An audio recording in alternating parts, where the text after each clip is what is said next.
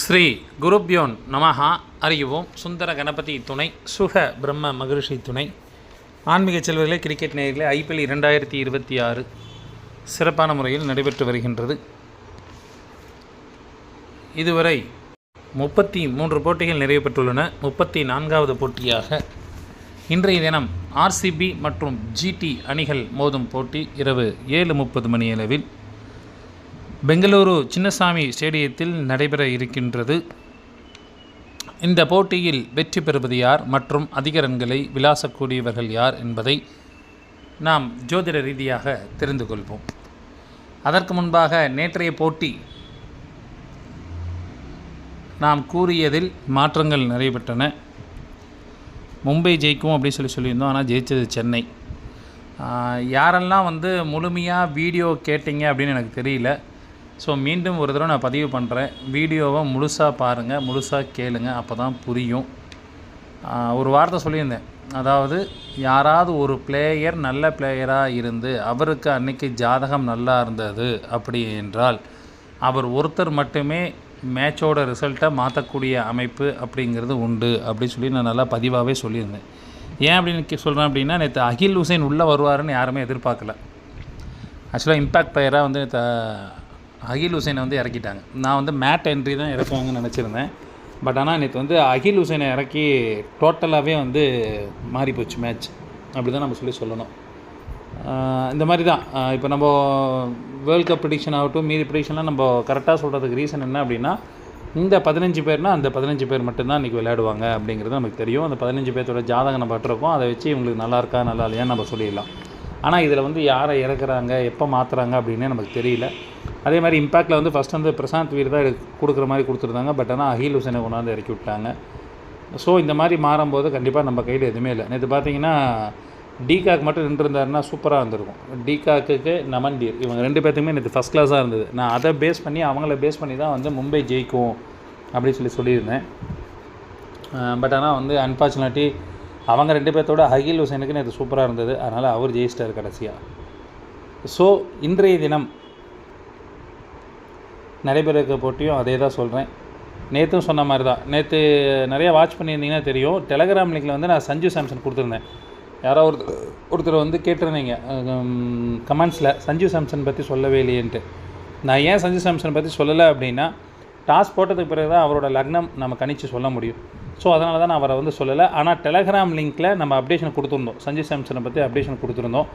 அதே மாதிரி அதே டெலகிராம் லிங்க்கில் இன்னொன்று சொல்லியிருந்தேன். 9:15 மணிக்கு மேலே அஸ்வினி குமார் ஓவர் போட்டார்னா கண்டிப்பாக 2 விக்கெட் எடுப்பார்னு சொல்லியிருந்தேன். அதே மாதிரி 9:10க்கு மேலே அவர் ஓவர் போட்டார், கண்டிப்பாக 2 விக்கெட் விழுந்தது அவருக்கு. ஏன் அப்படின்னா, நேற்று 2 நட்சத்திரம் ட்ராவலு.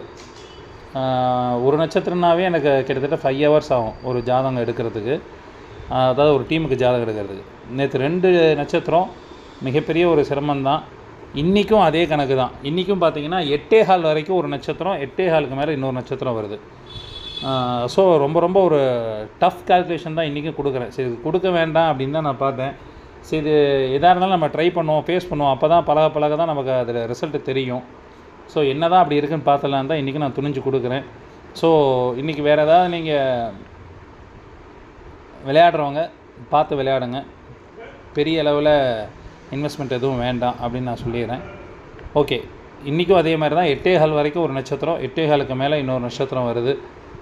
ஸோ டஃப் சுச்சுவேஷன் கேமாக தான் இந்த கேம் இருக்கும்.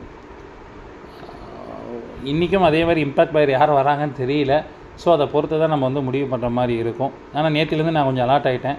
அந்த இம்பேக்ட் பிளேயர் யார் 5 பேர்த்த கொடுக்குறாங்களோ அந்த 5 பேர் ஜாதகத்தையும் அடுத்த 10 நிமிஷத்தில் போட்டுட்டு கண்டிப்பாக நான் ரிசல்ட் அப்படிங்கிறது உங்களுக்கு கொடுப்பேன். So wait and watch. RCB அணி முதலாவது பேட்டிங் செய்தார்கள் என்றால் சிறப்பாக விளையாடக்கூடிய நபர்கள், அதாவது இன்றைய தினம் சொல்கிறேன், பிலிப் சால்ட் 9:15 வரைக்கும் இருந்தார்னா சூப்பராக விளையாடுவார். 8:15 வரைக்கும் இருந்தார்னா நல்லா விளையாடுவார். அந்த 8:15க்குள்ளே ஏதாவது ஒரு கேமியாவை கொடுத்துட்டு போகிறதுக்கு வாய்ப்புகள் நிறையா இருக்குது. பிலிப் சால்ட், விராட் கோலி, தேவ்தத் படிக்கல், ஜிதேஷ் சர்மா போன்றோர் ஒரு சிறப்பான பேட்டிங்காக இருக்கும். அதாவது 9:15க்குள்ளே படிட்டர் வந்தார், 8:15க்குள்ளே படிட்டர் வந்தாருன்னா விளையாட மாட்டார். 8.25க்கு மேலே படிட்டர் வந்தார்னா சூப்பராக ப்ளே பண்ணுவார். நல்லா புரிஞ்சுக்கணும். ஃபிலிப் சால்ட் 8.25 வரைக்கும் இருந்தார்னா நல்லா விளையாடுவார். 8.25க்கு மேலே விக்கெட் விட்டுருவார். டைம் நோட் பண்ணிங்க. ரொம்ப கஷ்டப்பட்டு இதை எடுத்திருக்கேன். ஃபிலிப் சால்ட்டு 8.25 வரைக்கும் இருந்தால் விளையாடுவார். விராட் கோலி 2 டைம், அதாவது ஃபுல் இன்னிங்ஸ்லையுமே விளையாடக்கூடிய அமைப்பு அப்படிங்கிறது விராட் கோலிக்கு இருக்குது. படிக்கல் அதே மாதிரி ஃபுல் இன்னிங்ஸுமே விளையாடக்கூடிய அமைப்பு அப்படிங்கிறது உண்டு. ரஜித் படிட்டர் வந்து 8.25க்குள்ளே உள்ளே வந்தார் அப்படின்னா கண்டிப்பாக விளையாட மாட்டார். 8.25க்கு மேலே வந்தார்னா சூப்பராக விளையாடுவார். 4 பேர். ஜிதேஷ் சர்மா 2 இன்னிங்ஸுமே விளையாடக்கூடிய அமைப்பு அப்படிங்கிறது உண்டு. அதே மாதிரி ஆல்ரவுண்டர்னால் ஷெப்பர்டு வந்து கண்டிப்பாக எடுத்துங்க. இன்றைக்கி வந்து பவுலிங்கு ஆர் பேட்டிங் ரெண்டுலேயுமே ஜொலிக்கக்கூடிய அமைப்பு அப்படிங்கிறது உண்டு. நீங்கள் கேப்டன் வைஸ் கேப்டனாக ரொமாரியோ ஷெப்பர்டை கூட இன்றைக்கி ட்ரை பண்ணி பார்க்கலாம். அதே மாதிரி விராட் கோலியை கேப்டன் வைஸ் கேப்டனாக ட்ரை பண்ணி பார்க்கலாம். ஆர்சிபி அணி முதலாவது பந்து வீசினார் என்றால் விக்கெட்டில் வீழ்த்தக்கூடியவர்கள் ஜாஸ் ஹேசல்வுட், ரசிக் குமார் இஸ்லாம் அவர். தென் வந்து சுயா சர்மா 8.25க்கு மேலே பவுல் பண்ணார்னா கண்டிப்பாக விக்கெட் எடுப்பார். இவங்க 3 பேர் எடுத்துக்கலாம். குர்னால் பாண்டியா 8.25க்குள்ளே பவுலிங் பண்ணார்னா விக்கெட் எடுப்பார். அதை நீங்கள் எப்படி எடுக்கிறீங்களோ எடுத்துங்க. ரொம்ப கஷ்டம்தான் நீ கால்குலேஷனை பொறுத்த வரைக்கும். ஸோ இன்றைக்கி எதாக இருந்தாலும் நம்ம ஃபேஸ் பண்ணி தான் ஆகணும். அதே மாதிரி செகண்ட் இன்னிங்ஸ் அப்படிங்கும்போது ஆர்சிபி அணி 2வது பேட்டிங் செய்யும்போது கம்பல்சரி விராட் கோலி நல்ல பர்ஃபார்மர் இருக்கும், படிக்கல் நல்ல பர்ஃபார்மர் இருக்கும், படிட்டர் நல்ல பர்ஃபார்மர் இருக்கும், ஜிதேஷ் சர்மா நல்ல பர்ஃபார்மர் இருக்கும். இவங்க 3 பேருமே மேட்சை முடிச்சிருவாங்க. 2வது இன்னிங்ஸ் பேட்டிங் பண்ணாங்கன்னா கண்டிப்பாக விராட் கோலி படிக்கல் 2 பேர்த்தையுமே கேப்டன் வைஸ் கேப்டனா செகண்ட் இன்னிங்ஸில் நீங்கள் தாராளமாக கொண்டு போயிடலாம். சூப்பராக இருக்கும். அதே மாதிரி 2வது இன்னிங்ஸ் பவுலிங் பண்ணும்போது விக்கெட் எடுக்கக்கூடிய நபர்கள் ஷெப்பர்டு, ஹேசல்வுட்டு, ராசிக் சார் இவங்க 3 பேரும் விக்கெட் எடுக்கிறதுக்கு நிறைய வாய்ப்புகள் அப்படிங்கிறது இருக்குது. இல்லை கேப்டன் வைஸ் கேப்டனாக ஹேசல்வுட்டு அல்லது ஷெப்பர்டுக்கு நீங்கள் போயிடலாம். ஜிடி அணி முதலாவது பேட்டிங் செய்தார்கள் என்றால் சிறப்பாக விளையாடக்கூடிய நபர்கள் சாய் சுதர்சன், ஜாஸ் பட்லர், குமார் குஷாரகா மற்றும் ராகுல் டிவேட்டியா போன்ற சிறப்பான பேட்டிங்காக இருக்கும். இதில் கேப்டன் வைஸ் கேப்டனாக சாய் சுதர்சன் அல்லது ஜாஸ் பட்லரை தேர்ந்தெடுத்துக் கொள்ளலாம்.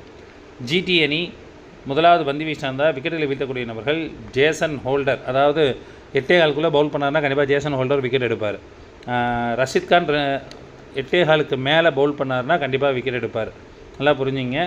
8.25க்கு மேலே ரஷீத் கான் பவுலிங் பண்ணார்னா நல்லா விக்கெட் எடுப்பார். 8.25க்குள்ளேனா கண்டிப்பாக விக்கெட் எடுக்க மாட்டார். அப்போ கண்டிப்பாக ஒரு கடைசி ஓவர் போடுற மாதிரி தான் இருக்கும். ஸோ ரஷீத் கானை கம்பல்சரி பிக்கப் பண்ணிங்க.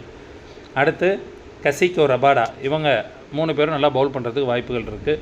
இதில் வந்து நீங்கள் கேப்டன் வைஸ் கேப்டனாக வந்து ரஷீத் கானை அல்லது ரபாடாவை எடுத்துக்கலாம், நல்லாயிருக்கும். ஜிடி அணி 2வது பேட்டிங் செய்தால் என்றால் சிறப்பாக விளையாடக்கூடியவர்கள் சாய் சுதர்சன், ஜாஸ் பட்லர், குமார் குஷாகாரா, ராகுல் டிவேட்டியா போன்றோர் சிறப்பான பேட்டிங்காக இருக்கும். இதில் கேப்டன் மற்றும் வைஸ் கேப்டனாக சாய் சுதர்சன் அல்லது ஜாஸ் பட்லரை தேர்ந்தெடுத்துக் கொள்ளலாம்.